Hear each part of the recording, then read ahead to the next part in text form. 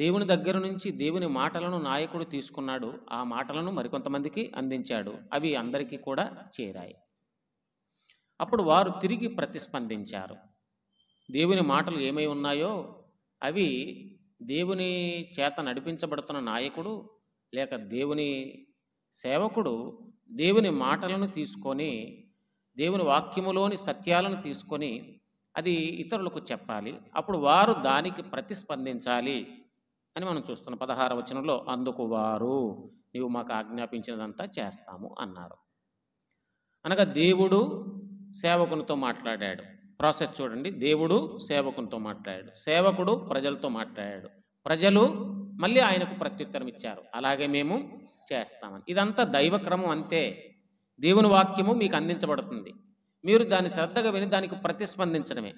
దేవుని వాక్యములో ఏముందో తప్పకుండా తెలుసుకొని దాని పూర్వపరాలు దాని దాని విషయాలు అన్నీ కూడా అర్థం చేసుకొని దీని అర్థం ఇది, దీంట్లో ఉన్న విషయం ఇదని చెప్పేవాడి బాధ్యత.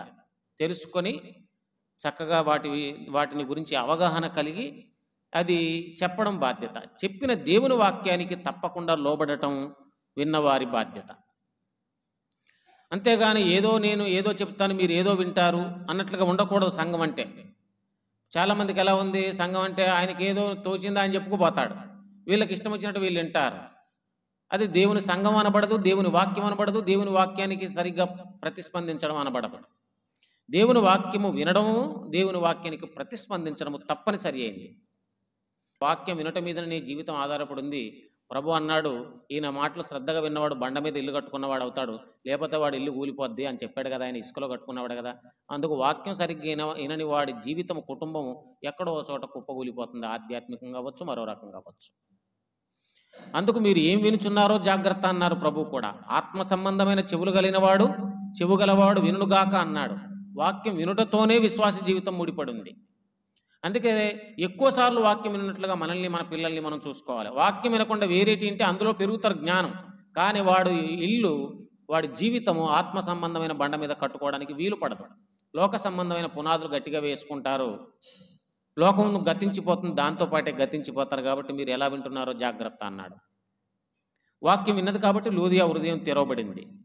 వాక్యం విన్నారు కాబట్టి జైల్లో ఉన్న ఖైదీలు విడుదల పొందారు. వాక్యం విన్నారు కాబట్టి 3000 మంది రక్షణ పొందారు. వారు విని అనే మాట చూస్తాం. సో అసలు ప్రాథమికంగా క్రైస్తవ లక్షణం ఏంటంటే వినడం.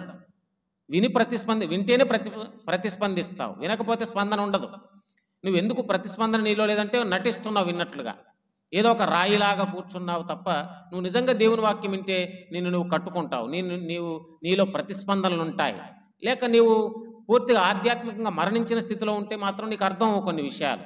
కానీ నిజంగా నువ్వు రక్షణ పొందితే, నిజంగా దేవుని మాటలను వింటున్నట్లయితే అవి తప్పకుండా కార్యం చేస్తాయి, తప్పకుండా నీలో ప్రతిస్పందన కలుగుతుంది. వాళ్ళు విన్నారు, అయ్యో మేము మారుమనసు పొందాలి, ఏం చేయమంటారు అని అడిగారు. అయ్యలారా, నేను ప్రభుని నమ్మిన దాన్ని అయితే మీరు నా ఇంటికి రావాలి, దయచేసి మీరు అలాగా రాకుండా ఉంటే కుదరదని బలవంతము చేసింది లూదియా అని చదువుతాం. అందుకే వాక్యం వింటున్నవారు ఎవరు ఏంటి అనేది తప్పకుండా అబ్జర్వ్ అవుతుంది. అయితే ఈరోజు కాకపోతే రేపైనా వింటారు అని మేము ఓపికతో ఉంటాం. దేవుడే ఉంటాడు, మేము కూడా ఎవరైనా అలాగే ఉండాలి. ఈరోజు కాకపోతే రేపైనా నీకు అర్థమవుతుందని మరలా దేవుడు మాట్లాడుతూ ఉంటాడు. కానీ తప్పకుండా చెవులు కలిగిన వాడు వాక్యం విని దానికి స్పందించాలి. దేవుడు